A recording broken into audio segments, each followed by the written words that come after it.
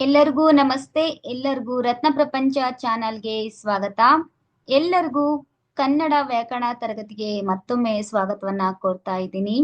ಇಂದಿನ ವಿಡಿಯೋದಲ್ಲಿ ನಾನು ಇದುವರೆಗೂ ತಿಳಿಸಿಕೊಟ್ಟಂತಹ ವ್ಯಾಕರಣಾಂಶದ ಮಾಹಿತಿಯ ಸಂಪೂರ್ಣ ಪುನರಾವರ್ತನೆಯನ್ನ ಮಾಡ್ತಾ ಇದ್ದೀನಿ. ಯಾಕಂದ್ರೆ ನಾವು ಒಂದು ತರಗತಿ ಆದ ನಂತರ ಅದನ್ನ ಪುನರಾವರ್ತನೆ ಮಾಡೋದ್ರಿಂದ ನಿಮ್ಗೂ ಕೂಡ ತುಂಬಾ ಉಪಯುಕ್ತ ಆಗುತ್ತೆ ಎನ್ನುವಂತ ದೃಷ್ಟಿಕೋನದಿಂದ ಈ ಒಂದು ತರಗತಿಯನ್ನ ಶುರು ಮಾಡ್ತಾ ಇದ್ದೀನಿ. ಯಾರೆಲ್ಲ ನಮ್ಮ ಚಾನೆಲ್ನ ಹೊಸದಾಗಿ ವೀಕ್ಷಣೆ ಮಾಡ್ತಾ ಇದ್ದೀರೋ, ಸಬ್ಸ್ಕ್ರೈಬ್ ಆಗಿಲ್ವೋ ಈ ಕೂಡಲೇ ಸಬ್ಸ್ಕ್ರೈಬ್ ಆಗಿ ಅಂತ ವಿನಂತಿಯನ್ನ ಮಾಡ್ತಾ, ಈ ಒಂದು ವಿಡಿಯೋ ವ್ಯಾಕರಣಾಂಶದ ತರಗತಿ ನಿಮ್ಗೆ ಇಷ್ಟ ಆಯ್ತು ಅಂದ್ರೆ ದಯವಿಟ್ಟು ಲೈಕ್ ಮಾಡಿ. ಬನ್ನಿ ಮತ್ತೆ ತಡ ಮಾಡೋದು, ವ್ಯಾಕರಣಾಂಶವನ್ನ ಶುರು ಮಾಡೋಣ. ಇದು ವ್ಯಾಕರಣಾಂಶದ ಮಾಹಿತಿ ಆಗಿರೋದ್ರಿಂದ ಅಂದ್ರೆ 6ರಿಂದ 10ನೇ ತರಗತಿವರೆಗೂ ವ್ಯಾಕರಣಾಂಶ ಇದುವರೆಗೂ ನಾನು 11 ಭಾಗಗಳನ್ನ ತಿಳಿಸ್ಕೊಟ್ಟಿದ್ದೀನಿ. ಅಂದ್ರೆ ವ್ಯಾಕರಣಾಂಶದ ಭಾಗ 1, ಭಾಗ 2 ಈ ರೀತಿ ನಾನು ಪ್ಲೇ ಲಿಸ್ಟ್ ಅಲ್ಲಿ ಕ್ರಿಯೇಟ್ ಮಾಡಿ ಹಾಕಿದ್ದೆ. ಸೊ ಹಾಗಾಗಿ ಈಗ ಏನ್ ಮಾಡ್ತಾ ಇದ್ದೀನಿ ಅಂದ್ರೆ ಅದನ್ನೇ ತಿಳಿಸಿರುವಂತಹ ವ್ಯಾಕರಣಾಂಶವನ್ನೇ ಮತ್ತೊಮ್ಮೆ ಪುನರಾವರ್ತನೆನ ಮಾಡ್ತಾ ಇದ್ದೀನಿ. ಅಂದ್ರೆ ಯಾವ ಯಾವ ವಿಚಾರವಾಗಿ ಯಾವ ಯಾವ ವಿಷಯದ ಕುರಿತಾಗಿ ನಾನು ವ್ಯಾಕರಣಾಂಶದ ತರಗತಿಯನ್ನ ಮಾಡಿದ್ದೆ ಎನ್ನುವಂಥದ್ದನ್ನ ಸಂಪೂರ್ಣವಾಗಿ ಈ ಒಂದು ತರಗತಿನಲ್ಲಿ ಪುನರಾವರ್ತನೆ ಮಾಡುವಂತಹ ಪ್ರಯತ್ನವನ್ನ ಮಾಡ್ತಾ ಇದ್ದೀನಿ. ದಯವಿಟ್ಟು ಗಮನವನ್ನ ವಹಿಸಿ ಕೇಳುವಂತವರಾಗಿ ಅಂತ ವಿನಂತಿಯನ್ನ ಮಾಡ್ತೀನಿ. ಇಲ್ಲಿ ವ್ಯಾಕರಣಾಂಶದಲ್ಲಿ ಗಮನಿಸ್ತಾ ಹೋಗೋಣ. ವ್ಯಾಕರಣ ಮಾಹಿತಿನಲ್ಲಿ ಕಳೆದ ಒಂದು ಮೊದಲನೇ ವಿಡಿಯೋದಲ್ಲಿ ನಾನು ಹಿಂದಿನ ತರಗತಿಯಲ್ಲಿ ಕೆಲವು ವ್ಯಾಕರಣಾಂಶಗಳನ್ನ ತಿಳಿದುಕೊಂಡಿದ್ದೇವೆ. ಅವುಗಳನ್ನ ನೆನಪು ಮಾಡಿಕೊಳ್ಳೋಣ. ಅಂದ್ರೆ ಕಲ್ತಂತಹ ವಿಚಾರವನ್ನ ಪದೇ ಪದೇ ನಾವು ನೆನ್ಪು ಮಾಡ್ಕೊಳ್ತಾ ಇರ್ಬೇಕು. ನೆನ್ಪು ಮಾಡ್ಕೊಳ್ಳದೆ ಹೋದ್ರೆ ಏನಾಗುತ್ತೆ, ಮರ್ತೋಗ್ಬಿಡುತ್ತೆ. ಯಾವುದೇ ಒಂದು ಕಲಿಕೆ ಆಗಿದ್ರೆ ಅದನ್ನ ಪುನರಾವರ್ತನೆಯನ್ನ ಮಾಡ್ತಾನೆ ಇರ್ಬೇಕು. ಹಾಗಾಗಿ ಸಂಪೂರ್ಣವಾಗಿ ನೆನ್ಪಿಡ್ಲಿಕ್ಕೆ ಸಾಧ್ಯ ಆಗುತ್ತೆ.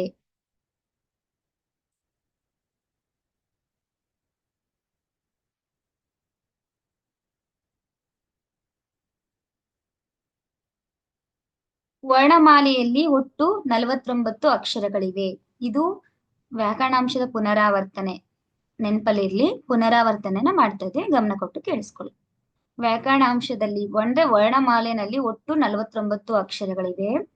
ವರ್ಣಮಾಲೆಯನ್ನ 3 ಗುಂಪುಗಳಾಗಿ ವರ್ಗೀಕರಿಸಲಾಗುತ್ತೆ. ಯಾವ್ಯಾವ 3 ಗುಂಪುಗಳಂದ್ರೆ, ಒಂದು ಸ್ವರಗಳು 13, ವ್ಯಂಜನಾಕ್ಷರಗಳು 34, ಯೋಗವಾಹಗಳು 2, ಒಟ್ಟು 49 ಅಕ್ಷರಗಳು. ಇನ್ನು ಈ ಒಂದು ಸ್ವರಗಳನ್ನ ಮತ್ತೆ ನಾವು 2 ಭಾಗಗಳಾಗಿ ವಿಂಗಡಿಸ್ತೇವೆ. 2 ರೀತಿಯಾಗಿ ನಾವು ವಿಂಗಡಿಸ್ತೇವೆ. ಯಾವ ರೀತಿ ಅಂದ್ರೆ, ಒಂದು ರಸ್ವಸ್ವರ 9,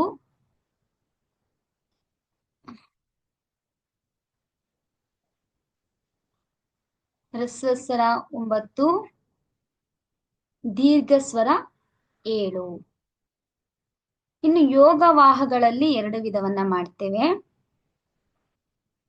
ಒಂದು ಅನುಸ್ವರ, ಇನ್ನೊಂದು ವಿಸರ್ಗ.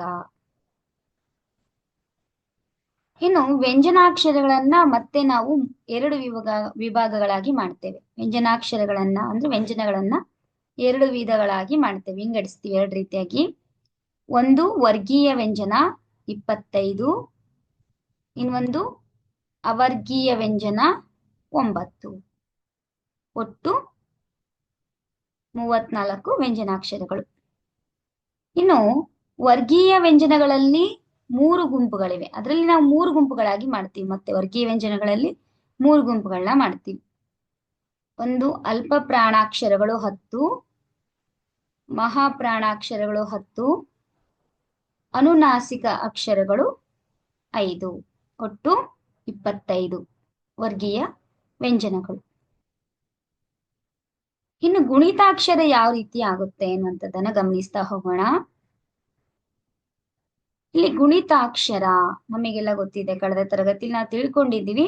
ಆದ್ರೂ ಕೂಡ ಮತ್ತೊಮ್ಮೆ ಪುನರಾವರ್ತನೆಯನ್ನ ಮಾಡ್ತಾ ಹೋಗೋಣ. ವ್ಯಂಜನಗಳಿಗೆ ಸ್ವರಗಳು ಸೇರಿ ಆಗುವ ಅಕ್ಷರಗಳನ್ನ ಗುಣಿತಾಕ್ಷರ ಎನ್ನುವರು. ಗಮನಿಸಿ, ವ್ಯಂಜನಾಕ್ಷರಗಳಿಗೆ ಅಥವಾ ವ್ಯಂಜನಗಳಿಗೆ ಸ್ವರಗಳು ಸೇರಿ ಆಗುವ ಅಕ್ಷರಗಳನ್ನ ನಾವೇನಂತ ಕರಿತೀವಿ? ಗುಣಿತಾಕ್ಷರ ಅಂತೇಳಿ ಕರಿತೇವೆ. ಉದಾಹರಣೆಯನ್ನ ನೋಡ್ತಾ ಹೋಗೋಣ. ಕ ಎನ್ನುವಂತಹ ವ್ಯಂಜನಾಕ್ಷರಕ್ಕೆ ಅ ಎನ್ನುವಂತಹ ಸ್ವರಾಕ್ಷರ ಸೇರಿದಾಗ ಕ ಎನ್ನುವಂತ ವ್ಯಂಜನ ಬರುತ್ತೆ. ಅದೇ ರೀತಿಯಾಗಿ ಕ ಎನ್ನುವಂತಹ ವ್ಯಂಜನಾಕ್ಷರಕ್ಕೆ ಓ ಎನ್ನುವಂತಹ ಸ್ವರಾಕ್ಷರ ಸೇರಿದಾಗ ಕೋ ಆಗುತ್ತೆ. ಇಲ್ಲಿ ಕ ಎನ್ನುವಂತಹ ವ್ಯಂಜನಾಕ್ಷರಕ್ಕೆ ರು ಎನ್ನುವಂತಹ ಸ್ವರಾಕ್ಷರ ಸೇರಿದಾಗ ಕೃ ಆಗುತ್ತೆ ಅನ್ನುವಂಥದ್ದನ್ನ ಗಮನಿಸಬೇಕು.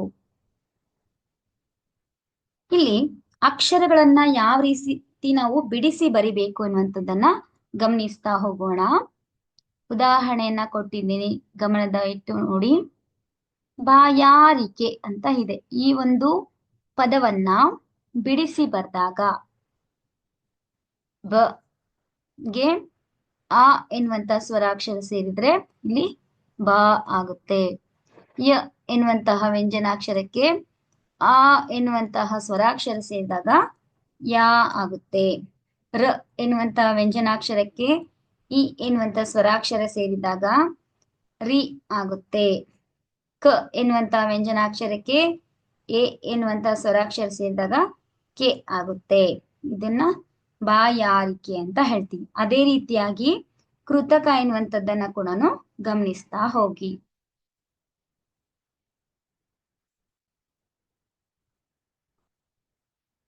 ಇನ್ನು ಸಂಯುಕ್ತಾಕ್ಷರಗಳ ಬಗ್ಗೆ ತಿಳ್ಕೊಳ್ತಾ ಹೋಗೋಣ. ಏನು ಸಂಯುಕ್ತಾಕ್ಷರಗಳು? ಗುಣಿತಾಕ್ಷರಗಳ ಬಗ್ಗೆ ತಿಳ್ಕೊಂಡ್ವಿ ನಾವು.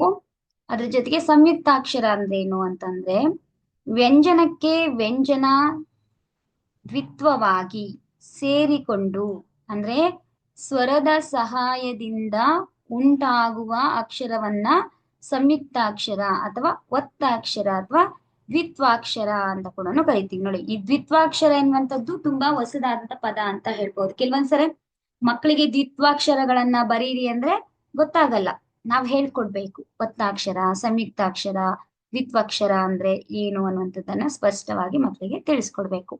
ಈ ಒಂದು ಸಂಯುಕ್ತಾಕ್ಷರಗಳಲ್ಲಿ 2 ವಿಧಗಳನ್ನ ನಾವು ಕಾಣ್ತೇವೆ. ಸಂಯುಕ್ತಾಕ್ಷರಗಳ ಎಷ್ಟು ವಿಧಗಳನ್ನ ಕಾಣ್ತೀವಿ ನಾವು? 2 ವಿಧಗಳನ್ನ ಕಾಣ್ತೀವಿ. ನೋಡಿ, ಗುಣಿತಾಕ್ಷರ ಬೇರೆ, ಸಂಯುಕ್ತಾಕ್ಷರ ಬೇರೆ ಅನ್ನೋದನ್ನ ಗಮನದಲ್ಲಿ ಇಟ್ಕೋಬೇಕು. ಇನ್ನು ಒತ್ತಾಕ್ಷರಗಳು ಬೇರೆ. ಸಂಯುಕ್ತಾಕ್ಷರಗಳನ್ನ ಒತ್ತಾಕ್ಷರಗಳು ಮತ್ತೆ ದ್ವಿತ್ವಾಕ್ಷರಗಳು ಅಂತ ಹೇಳ್ತೀವಿ, ಆಯ್ತಾ? ಈ ಸಂಯುಕ್ತಾಕ್ಷರಗಳಲ್ಲೇ 2 ರೀತಿಯಾಗಿ ನಾವು ನೋಡ್ತೀವಿ. ಒಂದು ಸಜಾತೀಯ ಸಂಯುಕ್ತಾಕ್ಷರಗಳು, ಇನ್ನೊಂದು ವಿಜಾತೀಯ ಸಂಯುಕ್ತಾಕ್ಷರಗಳು ಎನ್ನುವಂಥದ್ದನ್ನ ಗಮನಿಸ್ಬೇಕು. ಏನು ಸಜಾತೀಯ ಸಂಯುಕ್ತಾಕ್ಷರ ಅಂದ್ರೆ ಅಂತ ನೋಡ್ತಾ ಹೋಗೋಣ. ಉದಾಹರಣೆ ಜೊತೆಗೆ ಸಜಾತೀಯ ಸಂಯುಕ್ತಾಕ್ಷರದ ಒಂದು ವಿವರಣೆಯನ್ನ ಕೂಡ ನೋಡ್ತಾ ಹೋಗೋಣ. ಒಂದೇ ಜಾತಿಯ 2 ವ್ಯಂಜನಗಳು ಅಥವಾ ಸ್ವರದ ಸಹಾಯದಿಂದ ಒಂದಕ್ಕೊಂದು ಸೇರಿದರೆ ಅದನ್ನ ನಾವೇನಂತ ಕರಿತೀವಿ? ಸಜಾತೀಯ ಸಂಯುಕ್ತಾಕ್ಷರ ಅಂತ ಕರಿತೀವಿ. ಸಜಾತೀಯ ಸಂಯುಕ್ತಾಕ್ಷರ ಅಂತ ಕರಿತೀವಿ. ಉದಾಹರಣೆ ಹೇಳ್ಬೇಕಂದ್ರೆ, ಇಲ್ಲಿ ಹಗ್ಗ ಎನ್ನುವಂತ ಒಂದು ಪದವನ್ನ ಯಾವ ರೀತಿ ಬರಿತೀವಿ ಅಂತ ಗಮನಿಸ್ತಾ ಹೋಗಿ. ಹ ಇದೆ ಇಲ್ಲಿ. ಇಲ್ಲಿ ಗ ವ್ಯಂಜನಕ್ಕೆ ಗ ವ್ಯಂಜನ ಪ್ಲಸ್ ಆಗಿ ಅಂದ್ರೆ ಕೂಡ್ಕೊಂಡು ಅ ಎನ್ನುವಂತಹ ಒಂದು ಅಕ್ಷರ ಬರುತ್ತೆ. ಅದೇ ರೀತಿಯಾಗಿ ನಾವಿಲ್ಲಿ ಹಗ್ಗ ಎಂದಾಗುತ್ತೆ.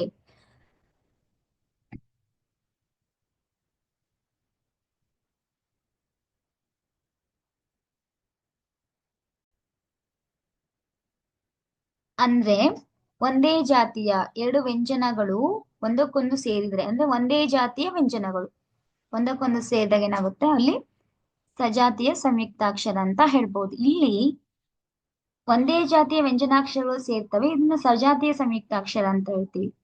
ಇನ್ನೊಂದು ಬೇರೆ ಬೇರೆ ಜಾತಿಯ 2 ಅಥವಾ ಹೆಚ್ಚು ವ್ಯಂಜನಗಳು ಒಂದಕ್ಕೊಂದು ಕೂಡಿ ಉಂಟಾಗುವಂತ ಅಕ್ಷರಗಳಿಗೆ ನಾವೇನಂತೀವಿ? ವಿಜಾತೀಯ ಸಂಯುಕ್ತಾಕ್ಷರ ಅಂತ ಹೇಳ್ತೀವಿ. ಇಲ್ಲಿ ಗಮನಿಸಿ, ರ ಎನ್ನುವಂತ ಅಕ್ಷರಕ್ಕೆ ಇಲ್ಲಿ ಕ ಮತ್ತು ತ ಎನ್ನುವಂತ ಅಕ್ಷರ ಸೇರಿ ಆಗುತ್ತೆ. ಇಲ್ಲಿ ರಕ್ತ ಅಂತ ಇದೆ ಅಲ್ವಾ ಈ ಪದ. ಅಂದ್ರೆ ಇದೇ ಜಾತಿಯ ಒಂದು ಅಕ್ಷರಗಳು ಬರಬೇಕು. ಗೆ ಗ ಒತ್ತು ಬಂದ್ರೆ ಅದೇನು? ಸಜಾತೀಯ. ಇಲ್ಲಿ ಕಾಗೆ ತಾ ಒತ್ತು ಬಂದಿದೆ, ಗಮನಿಸಿ, ಕಾಗೆ ತಾ ಒತ್ತು ಬಂದಿದೆ. ಈ ರೀತಿಯಾಗಿ ಬೇರೆ ಜಾತಿಯ ಅಕ್ಷರದ ಒತ್ತಾಕ್ಷರ ಬಂದ್ರೆ ಇದನ್ನ ನಾವು ವಿಜಾತಿಯ ಸಂಯುಕ್ತಾಕ್ಷರ ಅಂತ ಹೇಳ್ತೀವಿ. ಇದೇ ರೀತಿಯಾಗಿ ಕೆಲವೊಂದು ಉದಾಹರಣೆಗಳನ್ನ ನೋಡ್ತಾ ಹೋಗೋಣ. ಇಲ್ಲಿ ಕ ಮತ್ತು ತ ಇವು ಪರಸ್ಪರ ವಿಜಾತಿಯ ವ್ಯಂಜನಗಳಾಗಿದ್ದು ಇವೆರಡು ಕೂಡಿ ಇತ್ತ ಎಂಬ ವಿಜಾತಿಯ ಸಂಯುಕ್ತಾಕ್ಷರವಾಗಿದೆ. ಇನ್ನು ಅದೇ ರೀತಿಯಾಗಿ ನೋಡ್ಬೇಕಂದ್ರೆ ಅಸ್ತ್ರ ಇರ್ಬೋದು, ರಾಷ್ಟ್ರ, ಸ್ವತಂತ್ರ ಮುಂತಾದವುಗಳನ್ನ ಕೂಡ ಹೆಚ್ಚು ಸಂಯುಕ್ತಾಕ್ಷರಗಳನ್ನ ನಾವು ನೋಡ್ತಾ ಹೋಗ್ಬೋದು.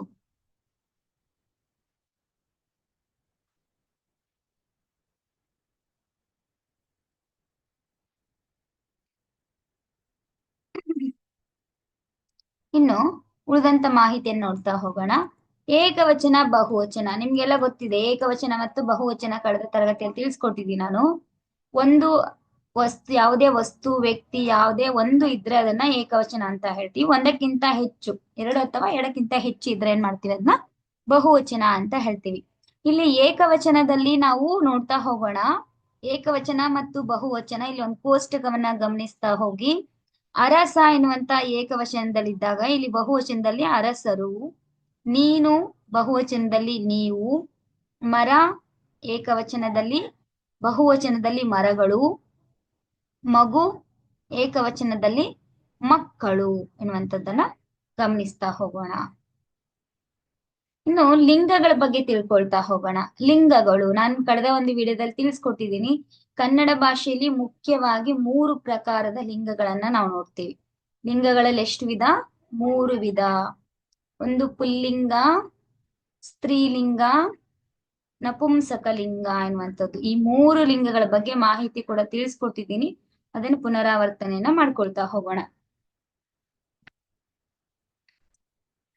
ಇಲ್ಲಿ ಗಮನಿಸಿ, ಪುಲ್ಲಿಂಗ ಏನು? ಪುಲ್ಲಿಂಗ ಅಂದ್ರೆ ಅಂತ ನೆನ್ಪು ಮಾಡ್ಕೊಳ್ಳಿ. ಕಳೆದ ವಿಡಿಯೋದಲ್ಲಿ ತಿಳಿಸ್ಕೊಟ್ಟಿದ್ದೀನಿ ನಾನು.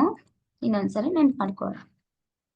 ಯಾವ ಶಬ್ದ ಪ್ರಯೋಗ ಮಾಡಿದಾಗ ಗಂಡಸು ಎಂಬ ಅರ್ಥವು ಮನಸ್ಸಿಗೆ ಹೊಳೆಯುವುದು ಅದನ್ನ ನಾವು ಪುಲ್ಲಿಂಗ ಅಂತ ಹೇಳ್ತೀವಿ. ಈಗ ಯಾವುದೇ ಒಂದು ಶಬ್ದವನ್ನ, ಯಾವುದೇ ಒಂದು ಪದವನ್ನ ನಾವು ಮಾತಾಡಿದಾಗ ಅಥವಾ ಪ್ರಯೋಗ ಮಾಡಿದಾಗ ಅಥವಾ ಬಳಸಿದಾಗ ಆ ಒಂದು ಪದ ಏನಾಗ್ಬೇಕು ಅಂದ್ರೆ ಪುರುಷನನ್ನ ಅಂದ್ರೆ ಗಂಡಸ್ ಎನ್ನುವಂತಹ ಒಂದು ಅರ್ಥವನ್ನ ನಮ್ಮ ಮನಸ್ಸಿಗೆ ತಿಳಿಸುವಂತದ್ದಿರ್ಬೇಕು. ಅಂತಹ ಪದಗಳನ್ನ ನಾವೇನಂತೀವಿ, ಅಂತಹ ಒಂದು ಹೊಳೆಯುವಂತ ಮನಸ್ಸಿಗೆ ನಮಗೆ ಗೊತ್ತಾಗ್ಬೇಕು. ಮುದುಕ ಅಂದ ತಕ್ಷಣ ನಮಗ್ ಪಟ್ಟಂತ ಗೊತ್ತಾಗುತ್ತೆ ಅವ್ರು ಯಾರು. ಮುದುಕ ಅಂದ ತಕ್ಷಣನೇ ಗಂಡಸು ಎನ್ನುವಂಥದ್ದು. ಚಿಕ್ಕಪ್ಪ ಅಂದ ತಕ್ಷಣನೇ ಗಂಡಸು. ಶಂಕರ ಅಂದ ತಕ್ಷಣ ಒಬ್ಬ ಹುಡುಗನ ಹೆಸರು ಅಥವಾ ಗಂಡಸಿನ ಹೆಸರು ಅನ್ನುವಂಥದ್ದನ್ನ ತಿಳಿಸುವಂಥದ್ದು. ಇಲ್ಲಿ ಉದಾಹರಣೆಗಳ ಕೂಡ ಕೊಟ್ಟಿದ್ದೀನಿ, ಗಮನಿಸ್ತಾ ಹೋಗಿ ನೀವು ಉದಾಹರಣೆಗಳನ್ನ ಕೂಡ. ನಿಮಿಷ. ಈ ರೀತಿಯಾಗಿ ನಾವು ಗುರುತಿಸ್ಬೇಕಾಗುತ್ತೆ. ಅಂದ್ರೆ ಯಾವುದೇ ಒಂದು ಶಬ್ದ ಪ್ರಯೋಗ ಮಾಡಿದಾಗ ಅದು ನಮ್ಗೆ ಅನಿಸ್ಬೇಕು. ಅಂದ್ರೆ ಗಂಡಸು ಹೆಂಗಸು ಅನ್ನುವಂತಹ ಒಂದು ಮಾಹಿತಿ ನಮಗೆ ತಿಳಿಸ್ತಾ ಇದ್ರೆ ಅದನ್ನ ನಾವು ಹೇಳುವಂಥದ್ದು. ಮುದುಕ, ಚಿಕ್ಕಪ್ಪ, ಶಂಕರ, ಅರಸು, ಅಣ್ಣ ಮತ್ತೆ ಇನ್ನು ಮುಂತಾದವು. ಇನ್ನು ಸ್ತ್ರೀಲಿಂಗ ಅಂದ್ರೆ ನಮ್ಮ ಭಾವನೆಗೆ ಹೆಂಗಸು ಎಂಬ ಅರ್ಥವು ಒಳೆದರೆ ಅದು ಸ್ತ್ರೀಲಿಂಗವೆನಿಸುವುದು. ಅಂದ್ರೆ ಯಾವ್ದಾದ್ರು ಒಂದು ಪದವನ್ನ ನಾವು ಬಳಸಿದೀವಿ ಅಂದ್ರೆ ಅದು ನಮ್ಗೆ ಏನ್ ಅನ್ಸ್ತಿರ್ಬೇಕು, ಸ್ತ್ರೀಲಿಂಗ ಅಂದ್ರೆ ಅರ್ಥವನ್ನ ಉಳಿತಾ ಇದ್ರೆ, ಭಾವನೆ ಬಂದ್ರೆ ನಾವು ಏನಂತೀವಿ, ಸ್ತ್ರೀಲಿಂಗ ಅಂತ ಹೇಳ್ತೀವಿ. ಮುದುಕಿ, ಚಿಕ್ಕಮ್ಮ, ಸರೋಜ, ರಾಣಿ ಮುಂತಾದವುಗಳನ್ನ ಗಮನಿಸ್ಬೋದು. ಇನ್ನು ನಪುಂಸಕ ಲಿಂಗ, ಈ ಕಡೆಗೆ ಹೆಣ್ಣು ಅಲ್ಲ ಗಂಡು ಅಲ್ಲ, ಯಾವುದೇ ಒಂದು ವಸ್ತು ಇರ್ಬೋದು, ಪ್ರಾಣಿ ಹೆಸರು ಇರ್ಬೋದು, ಈ ತರ ಗಮನಿಸುವಂಥದ್ದು. ನಪುಂಸಕ ಲಿಂಗ ಅಂದ್ರೆ ಯಾವ ಶಬ್ದವನ್ನ ಪ್ರಯೋಗ ಮಾಡಿದಾಗ ಹೆಂಗಸು ಗಂಡಸು ಎರಡೂ ಅಲ್ಲದ ಅರ್ಥವು ಮನಸ್ಸಿಗೆ ಹೊಳೆಯುವುದೋ ಅದು ನಪುಂಸಕ ಲಿಂಗ ಅಂತ ಹೇಳ್ತೀವಿ. ಅಂದ್ರೆ ಯಾವುದೇ ಒಂದು ಶಬ್ದವನ್ನ ಬಳಸಿದಾಗ ಅದು ಈ ಕಡೆಗೆ ಆ ಶಬ್ದದ ಒಂದು ಪ್ರಯೋಗ ಏನ್ ಅನ್ಸ್ಬೇಕು ನಮ್ಗೆ, ಈ ಕಡೆಗೆ ಹೆಂಗಸು ಅಲ್ಲ ಗಂಡಸು ಅಲ್ಲ ಅನ್ನುವಂತ ಅರ್ಥವನ್ನ ನಮ್ಗೆ ಏನಾದ್ರೂ ಮನಸ್ಸಿಗೆ ಅನಿಸ್ತು ಅಂದ್ರೆ ಅದನ್ನ ನಾವು ಏನಂತೀವಿ, ನಪುಂಸಕ ಲಿಂಗ ಅಂತ ಹೇಳ್ತೀವಿ. ಉದಾಹರಣೆ ಹೇಳ್ಬೇಕಂದ್ರೆ ಮನೆ, ನೆಲ, ಬೆಂಕಿ, ಗದ್ದೆ, ತೋಟ, ಮಗು, ನವಿಲು, ಕೋಳಿ, ನಾಯಿ ಮುಂತಾದವು. ಇಲ್ಲಿ ನಮಗೆ ಗೊತ್ತಾಗುತ್ತೆ ಯಾವ್ಯಾವ ಅಂತ ಗೊತ್ತಾಗಲ್ಲ ಬೇಗ ಅಲ್ಲ. ಕೋಳಿ ಅಂತ ಹೇಳ್ತೀವಿ, ನವಿಲು ಅಂತ ಹೇಳ್ತೀವಿ, ಮಗು ಅಂತ ಹೇಳ್ತೀವಿ. ಮಗು ಅಂದಾಗ ಏನಲ್ಲಿ ಈ ಕಡೆ ಹೆಂಗಸ ಗಂಡಸ ಅಂತೇಳಿ ನಾವು ಗುರ್ಸಕ್ ಆಗಲ್ಲ ಅಲ್ವಾ. ಆ ರೀತಿಯಾಗಿ ಗಮನಿಸ್ತಾ ಹೋಗ್ಬೇಕು ನಾವು. ಲಿಂಗಗಳ ಬಗ್ಗೆ ಆಯ್ತು, ಇನ್ನು ನಾಮಪದಗಳ ಬಗ್ಗೆ ತಿಳ್ಕೊಳ್ತಾ ಹೋಗೋಣ. ನಾಮಪದಗಳಲ್ಲಿ ನಾವು ಪ್ರಮುಖವಾಗಿ ಮುಖ್ಯವಾಗಿ ಮೊದಲನೇದು ವಸ್ತುವಾಚಕ ನಾಮಪದಗಳನ್ನ ನೋಡ್ತೇವೆ. ಈ ಒಂದು ವಸ್ತುವಾಚಕ ನಾಮಪದಗಳಲ್ಲಿ ಮುಖ್ಯವಾಗಿ ನಾವು ಮೂರು ವಿಧಗಳನ್ನ ಕಾಣ್ತೇವೆ. ಯಾವ್ಯಾವ ಅಂದ್ರೆ, ಒಂದು ರೂಢನಾಮ, ಅಂಕಿತನಾಮ, ಅನ್ವರ್ತನಾಮ. ನೋಡಿ, ಈ ಮೂರು ಅಂಶಗಳನ್ನ ಗಮನಿಸ್ಬೇಕು ನಾವು. ನಾಮಪದಗಳಲ್ಲಿ ಮೊದಲನೇದಾದ್ರು ವಸ್ತುವಾಚಕ ನಾಮಪದ, ಅದು ಮೇನ್ ನೆನ್ಪಿಡ್ಬೇಕು ನಿಮ್ಗೆ. ಈ ವಸ್ತುವಾಚಕ ನಾಮಪದದಲ್ಲಿ ನಾವು ಮೂರು ವಿಧಗಳನ್ನ ಕಾಣ್ತೇವೆ. ಒಂದು ರೂಢನಾಮ, ಅಂಕಿತನಾಮ, ಅನ್ವರ್ತನಾಮ. ಏನು ರೂಢನಾಮ ಅಂದ್ರೆ, ರೂಢಿಯಿಂದ ಬಂದ ಸಾಮಾನ್ಯ ವಾಚಕಗಳನ್ನ ನಾವು ರೂಢನಾಮ ಅಂತ ಹೇಳ್ತೀವಿ. ವಾಚಕಗಳನ್ನ ಬಳಸುವಂತಹ ಪದಗಳು ಅಂತ. ನದಿ, ಪರ್ವತ, ಮನುಷ್ಯ, ದೇಶ, ಹುಡುಗಿ, ಶಾಲೆ, ಮನೆ, ರಾಜ ಮುಂತಾದವು ಇವೆಲ್ಲವೂ ಕೂಡ ರೂಢನಾಮಕ್ಕೆ ಉದಾಹರಣೆಗಳನ್ನ ಅಂತ ಹೇಳ್ಬೋದು. ಇನ್ನು ಅಂಕಿತನಾಮ. ಏನ್ ಅಂಕಿತನಾಮ ಅಂದ್ರೆ, ವ್ಯವಹಾರದ ಉಪಯೋಗಕ್ಕಾಗಿ ಇಟ್ಟುಕೊಂಡ ಹೆಸರುಗಳೆಲ್ಲ ಅಂಕಿತನಾಮಗಳು. ಅಂದ್ರೆ ವ್ಯವಹಾರ ದೃಷ್ಟಿಕೋನದಿಂದ ಬಳಸುವಂತಹ ಹೆಸರುಗಳು ಅಂತ ಹೇಳ್ಬೋದು. ಇಲ್ಲಿ ಗಮನಿಸಿ, ಬ್ರಹ್ಮಪುತ್ರ ಅಂದ್ರೆ ನದಿಗಳ ಹೆಸರನ್ನ ನೋಡ್ಬೋದು ನಾವು ಅಲ್ವಾ. ಬ್ರಹ್ಮಪುತ್ರ, ಬೆಂಗಳೂರು ಅಂದ್ರೆ ಊರುಗಳ ಹೆಸರನ್ನ ನೋಡ್ಬೋದು ನಾವು. ಹೊನ್ನಾವಳ್ಳಿ ಅನ್ನುವಂಥದ್ದು, ಕಾವೇರಿ, ಹಾವೇರಿ, ಹಿಮಾಲಯ ಅಲ್ವಾ. ಇನ್ನು ಜೋಸೆಫ್, ಬೋರಣ್ಣ ಮುಂತಾದ. ಅಂದ್ರೆ ಈಗ ನಮ್ಮ ಹೆಸರು, ನಿಮ್ಮ ಇಷ್ಟವಾದಂತಹ ಪ್ರಾಣಿಗಳ ಹೆಸರು, ಪಕ್ಷಿಗಳ ಹೆಸರು, ನಿಮ್ಮ ಮನೆ ಪಕ್ಕದಲ್ಲಿರುವಂತವರ ಹೆಸರು, ನಿಮ್ಮ ಸಂಬಂಧಿಗಳ ಹೆಸರು, ನಿಮ್ಮ ತಾತನ ಹೆಸರು, ಅಜ್ಜಿ ಹೆಸರು, ತಂಗಿ ಹೆಸರು, ತಮ್ಮನ ಹೆಸರು, ಅಕ್ಕನ ಹೆಸರು, ಈ ಎಲ್ಲ ಹೆಸರುಗಳೇನನ್ನು ಸೂಚಿಸ್ತಲ್ವಾ, ಇವೆಲ್ಲವನ್ನ ಕೂಡ ನಾವೇನಂತೀವಿ, ಅಂಕಿತ ನಾಮಗಳು ಅಂತ ಹೇಳ್ತೀವಿ. ಇನ್ನು ಅನ್ವರ್ತನಾಮ. ನೋಡಿ, ಅನ್ವರ್ತನಾಮ ಅಂದ್ರೆ ಏನಂತ ಗಮನಿಸ್ತಾ ಹೋಗೋಣ. ಅರ್ಥಕ್ಕೆ ಅನುಗುಣವಾಗಿ ಇಟ್ಟ ಹೆಸರುಗಳೆಲ್ಲ ಏನು, ಅನ್ವರ್ಥ ನಾಮಗಳು. ಅಂದ್ರೆ ಅರ್ಥಕ್ಕೆ ಅನುಗುಣವಾಗಿ, ಅವರ ಕೆಲಸಕ್ಕೆ ಅನುಗುಣವಾಗಿ ಅಂತನೂ ಕೂಡ ಒಂದ್ ಕಡೆಗೆ ಬಳಸ್ತಾರೆ. ಏನು ಅರ್ಥಕ್ಕೆ ಅನುಗುಣವಾಗಿ, ಕೆಲಸಕ್ಕೆ ಅನುಗುಣವಾಗಿ ಅಂದ್ರೆ, ಉದಾಹರಣೆ ಹೇಳ್ಬೇಕಂದ್ರೆ ವ್ಯಾಪಾರಿ, ರೋಗಿ, ಸನ್ಯಾಸಿ, ವೈದ್ಯ, ಶಿಕ್ಷಕಿ, ಪಂಡಿತ, ವಿದ್ಯಾರ್ಥಿ, ಇವೆಲ್ಲವೂ ಕೂಡ ಅರ್ಥಕ್ಕೆ ಅನುಗುಣವಾಗಿ, ಆಯಾ ಒಂದು ಕೆಲಸಕ್ಕೆ ಅನುಗುಣವಾಗಿ ಅಂತ ಕೂಡ ಕರೀತಾರೆ. ಇಷ್ಟನ್ನು ಕೂಡ ನಾವು ಏನಂತ ಹೇಳ್ತೀವಿ, ಅನ್ವರ್ತನಾಮ ಅಂತ ಹೇಳ್ತೀವಿ. ಗಮನಿಸಿ, ಇಷ್ಟು ಅಂಶಗಳನ್ನ ಗಮನಿಸಿ. ಇನ್ನು ಮುಂದಿನ ವ್ಯಾಕರಣಾಂಶ ಯಾವುದು, ವಿಭಕ್ತಿ ಪ್ರತ್ಯಯ. ಅಂದ್ರೆ ನಿಮ್ಗೆ ನಾನು ಈ ಸಂಪೂರ್ಣ ವ್ಯಾಕರಣಾಂಶ ಇದೆ, ನಿಮ್ಗೇನ್ ಇದುವರೆಗೂ ನಾನು 11 ಭಾಗಗಳು ಅಂದ್ರೆ ವ್ಯಾಕರಣಾಂಶದ 11 ಭಾಗಗಳನ್ನ ಏನ್ ತಿಳಿಸ್ಕೊಟ್ಟಿದ್ದೇನಲ್ಲ, ಆ ಎಲ್ಲ ಅಂಶಗಳನ್ನ ಕೂಡ ಇದು ಒಂದು ವಿಡಿಯೋದಲ್ಲಿ ನಾನು ಪೂರ್ತಿಯಾಗಿ ಪುನರಾವರ್ತನೆ ಮಾಡ್ತಾ ಇದ್ದೀನಿ. ಯಾಕಂದ್ರೆ ನನ್ನ ವಿದ್ಯಾರ್ಥಿಗಳೆಲ್ಲ ಹೇಳಿದ್ರು, ಈಗ ಮಾಡಿದಂತಹ ಎಲ್ಲ ತರಗತಿಯ ವಿಡಿಯೋನ ಕೂಡ ಸೇರಿಸ್ಬಿಟ್ಟು ಒಂದ್ ತರಗತಿ ಮಾಡಿ, ನಮಗೆ ತುಂಬಾ ಅನುಕೂಲ ಆಗುತ್ತೆ. ಅದನ್ನ ಒಂದ್ ತರಗತಿ ನೋಡ್ಬಿಟ್ರೆ ಸಾಕು, ನಮ್ಗೆ ಸಂಪೂರ್ಣವಾಗಿ ಅರ್ಥ ಆಗುತ್ತೆ ಅಂತ ಹೇಳಿದ್ರು. ಸೊ ಅದಕ್ಕೋಸ್ಕರ ನಾನು ಮಾಡ್ತಾ ಇದ್ದೀನಿ. ದಯವಿಟ್ಟು ಯಾರೆಲ್ಲ ನಮ್ಮ ಚಾನೆಲ್ನ ಹೊಸದಾಗಿ ವೀಕ್ಷಣೆ ಮಾಡ್ತಾ ಇದ್ದೀರೋ, ಈ ಕೂಡಲೇ ಸಬ್ಸ್ಕ್ರೈಬ್ ಆಗಿ, ಜೊತೆಗೆ ಈ ವಿಡಿಯೋ ಇಷ್ಟ ಆಯ್ತಂದ್ರೆ ದಯವಿಟ್ಟು ಲೈಕ್ ಮಾಡೋದನ್ನ ಮರಿಬೇಡಿ. ಇನ್ನು ವಿಭಕ್ತಿ ಪ್ರತ್ಯಯವನ್ನ ನೋಡ್ತಾ ಹೋಗೋಣ. ಈಗ ಏನು ವಿಭಕ್ತಿ ಪ್ರತ್ಯಯ ಅಂದ್ರೆ, ಸ್ವತಂತ್ರವಾದ ಅರ್ಥವಿಲ್ಲದೆ ನಾಮ ಪ್ರಕೃತಿಗಳ ಮುಂದೆ ಸೇರಿ ಬೇರೆ ಬೇರೆ ಅರ್ಥವನ್ನುಂಟು ಮಾಡುವ ಉ, ಅನ್ನು, ಇಂದ, ಗೆ, ಕೆ ದೆಸೆಯಿಂದ ಆ ಅಲ್ಲಿಗಳಿಗೆ ವಿಭಕ್ತಿ ಪ್ರತ್ಯಯಗಳಂತೇಳಿ. ಇಲ್ಲಿ ಏನ್ ಹೇಳ್ಬೇಕಂದ್ರೆ, ವಿಭಕ್ತಿ ಪ್ರತ್ಯಯ ಅಂದ್ರೇನು, ನಾಮಪದ ಸೃಷ್ಟಿ ಮಾಡುವ ಪ್ರತ್ಯಯಗಳಿಗೆ ವಿಭಕ್ತಿ ಪ್ರತ್ಯಯ ಅಂತ ಹೇಳ್ತೀವಿ.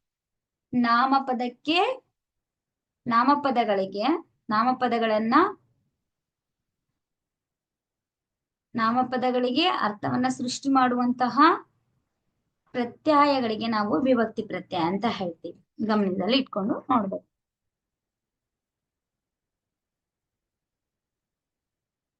ಇಲ್ಲಿ ಒಂದು ಕೋಷ್ಟಕ ಇದೆ, ಗಮನಿಸಿ. ಈ ಕೋಷ್ಟಕವನ್ನ ಸಂಪೂರ್ಣವಾಗಿ ನೀವು ಕೇಳಿಸ್ಕೊಂಡ್ರೆ ಅಂದ್ರೆ ನೀಟಾಗಿ ಅರ್ಥ ಮಾಡ್ಕೊಂಡ್ರೆ ತುಂಬಾ ಸುಲಭ ಆಗುತ್ತೆ ಅಂತ ಹೇಳ್ಬೋದು. ಇಲ್ಲಿ ವಿಭಕ್ತಿಗಳನ್ನ ಕೊಟ್ಟಿದ್ದೀನಿ. ವಿಭಕ್ತಿ, ವಿಭಕ್ತಿ ಪ್ರತ್ಯಯ ಮತ್ತು ಆ ಪ್ರತ್ಯಯ ಸೇರಿದ್ರೆ ಹೇಗಾಗುತ್ತೆ ಅನ್ನುವಂಥದ್ದನ್ನ ಕೊಟ್ಟಿದ್ದೀನಿ. ಇಲ್ಲಿ ಪ್ರಥಮ, ಇಲ್ಲಿ ಪ್ರಥಮ ಎನ್ನುವಂತಹ ಒಂದು ವಿಭಕ್ತಿಗೆ ಅದರ ಪ್ರತ್ಯಯ ಊ.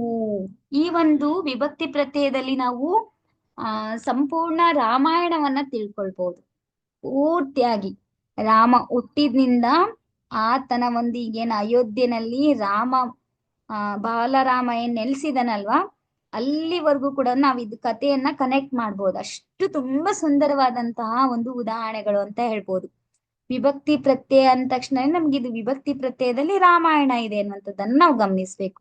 ಅಂದ್ರೆ ಅಷ್ಟು ಸ್ಪಷ್ಟವಾಗಿ ಆಗಿನ ವ್ಯಾಕರಣಕಾರರು ಎಷ್ಟು ಚೆನ್ನಾಗಿ ತಿಳಿಸ್ಕೊಟ್ಟಿದ್ದಾರೆ ಅನ್ನುವಂಥದ್ದನ್ನ ಗಮನಿಸ್ಬೇಕು. ಇಲ್ಲಿ ಬೇರೆ ಬೇರೆ ಉದಾಹರಣೆ ಇದೆ, ನಾನು ಇದನ್ ಬಿಟ್ಟು ಬೇರೆನ್ನ ಹೇಳ್ತೀನಿ. ಇಲ್ಲಿ ರಾಮನು ಅಂತಾನೆ ಹೇಳ್ತೀನಿ ನಾನು. ಇಲ್ಲಿ ಗೌರಿಯು ಅಂತಿದೆ ಅಲ್ವಾ, ಅದ್ರ ಬದಲಾಗಿ ಇಲ್ಲಿ ರಾಮನು ಅನ್ನುವಂಥದ್ದು. ದ್ವಿತೀಯ ವಿಭಕ್ತಿನಲ್ಲಿ ಅನ್ನು, ರಾಮನನ್ನು, ಇಲ್ಲಿ ಗೌರಿಯನ್ನು ಅಂತ ಇದೆ. ಇಲ್ಲಿ ತೃತೀಯದಲ್ಲಿ ಇಂದ ಅಂದ್ರೆ ಇಲ್ಲಿ ರಾಮನಿಂದ, ಇಲ್ಲಿ ಗೌರಿಯಿಂದ ಅನ್ನುವಂಥದ್ದು ಇದೆ. ಸ್ವಲ್ಪ ಬದಲಾವಣೆ ಇದೆ ಇಲ್ಲಿ ಅಷ್ಟೇ. ರಾಮಂದೇ ಉದಾಹರಣೆ ಕೊಡ್ಬೋದು ನಾವು, ತುಂಬಾ ಚೆನ್ನಾಗ್ ಅನ್ಸುತ್ತೆ. ಇನ್ನು ಚತುರ್ಥಿ ಅಂದ್ರೇನು, ಗೆ ಈಗೆ ಕೆ, ರಾಮನಿಗೆ, ಇಲ್ಲಿ ಗೌರಿಗೆ ಅಂತ ಹೇಳ್ತಾರೆ. ಪಂಚಮಿ, ದೆಸೆಯಿಂದ, ಗೌರಿಯ ದೆಸೆಯಿಂದ ಅಂತ ಇದೆ, ಇಲ್ಲಿ ರಾಮನ ದೆಸೆಯಿಂದ ಅಂತ ನಾ ಅನ್ಕೊಂಡು. ಷಷ್ಠಿ ಆ ಅಂತ ಇದೆ, ರಾಮನ, ಇಲ್ಲಿ ಗೌರಿಯ. ಸಪ್ತಮಿ ಅಲ್ಲಿ, ರಾಮನಲ್ಲಿ, ಗೌರಿಯಲ್ಲಿ ಅನ್ನೋಂಥದ್ದು ಈ ರೀತಿ ನಾವು ಅರ್ಥ ಮಾಡ್ಕೋಬೇಕು. ನಾಮಪದ ಆಯ್ತು. ಈಗ ಮುಂದುವರೆದ ಭಾಗವನ್ನ ನೋಡ್ತಾ ಹೋಗೋಣ. ಅಂದ್ರೆ ನಾನು ಆಲ್ರೆಡಿ ತಿಳಿಸ್ಕೊಟ್ಟಿದ್ದೀನಿ ಇದನ್ನ, ಸೊ ಮತ್ತೊಮ್ಮೆ ಪುನರಾವರ್ತನೆ ಮಾಡ್ಕೊಳ್ಳುವಂತಹ ಪ್ರಯತ್ನ. ಇನ್ನು ಸರ್ವನಾಮಗಳು ನಮ್ಗೆಲ್ಲ ಗೊತ್ತಿದೆ. ನಾಮಪದಕ್ಕೆ ಬದಲಾಗಿ ಬಳಸುವಂತಹ ಪದಗಳಿಗೆ ನಾವು ಸರ್ವನಾಮ ಅಂತ ಹೇಳ್ತೀವಿ ಅಲ್ವಾ. ಇಲ್ಲಿ ಸರ್ವನಾಮ ಅಂದ್ರೇನು, ನಾಮಪದಕ್ಕೆ ಬದಲಾಗಿ ಬಳಸುವಂತಹ ಪದಗಳಿಗೆ. ಇಲ್ಲಿ ಪುಟ್ಟಿಗೆ ರೆಕ್ಕೆಗಳು ಬಂದವು, ಅವಳು ಮೇಲಕ್ಕೆ ಹಾರಿದಳು. ಇಲ್ಲಿ ಪುಟ್ಟಿಗೆ ರೆಕ್ಕೆಗಳು ಬಂದವು, ಅವಳು ಮೇಲಕ್ಕೆ ಹಾರಿದಳು. ಇಲ್ಲಿ ಅವಳು ಎನ್ನುವಂತಹ ಒಂದು ಪದ ಇದೆ ಅಲ್ವಾ, ಇದನ್ನ ನಾವು ಸರ್ವನಾಮ ಅಂತ ಹೇಳ್ತೀವಿ. ಈ ಸಾಮಾನ್ಯವಾಗಿ ನಮ್ಗೆ ಹೆಸರು ಗೊತ್ತಿಲ್ಲ ಅಂದ್ರೆ ಏನ್ ಮಾಡ್ತೀವಿ, ಯಾರನ್ನಾದ್ರೂ ಕರಿಬೇಕಿತ್ತಂದ್ರೆ ಹಿಂಗ್ ಹೋಗ್ತಾ ಇರ್ತಾರೆ, ಸನ್ನೆ ಮಾಡಿ ಕರಿತೀವಿ, ಅವಳನ್ ಕರೀರಿ, ಇವನ್ಗೆ ಹೇಳ್ರಿ, ಅಥವಾ ಅವನ್ ಹೋಗಿದ್ನಾ ಶಾಲೆಗೆ, ಈ ತರ ಎಲ್ಲ ಬಳಸ್ತೀವಿ ನಾವು. ಅಂದ್ರೆ ನಾಮಪದಕ್ಕೆ ಬದಲಾಗಿ ಬಳಸುವಂತ ಪದಗಳಿಗೆ ನಾವು ಸರ್ವನಾಮ ಅಂತ ಹೇಳ್ತೀವಿ. ಇನ್ನು